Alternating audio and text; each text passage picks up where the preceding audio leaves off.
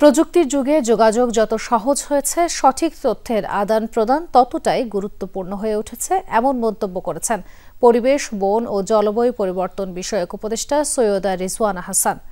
ডাক দিবস উপলক্ষে আয়োজিত অনুষ্ঠানের সমাপনীতে তিনি এই মন্তব্য করেন। অনুষ্ঠানে রিজওয়ানা হাসান আরও বলেন, শহীদ আনাসের চিঠির মতো প্রত্যাশা আর দায়বদ্ধতার জায়গা থেকেই যদি সবাই কাজ করে, তবেই আসবে প্রকৃত পরিবর্তন।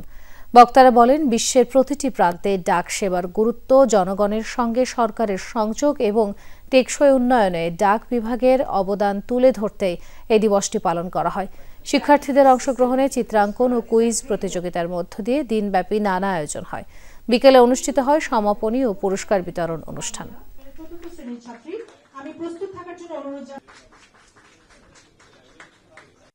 আমরা যদি শুধু অধিকার চর্চার জায়গা থেকে কাজগুলো করি, সমাজে কোনো পরিবর্তন আসবে না। এবং পৃথিবীতে নন্দিত যত নেতা আছে, সকল নেতাই বিচক্ষণতার জন্য নন্দিত হলেও সাথে আরেকটা এলিমেন্ট ছিল, সেটা হচ্ছে ত্যাগ এবং দায়িত্বশীলতা।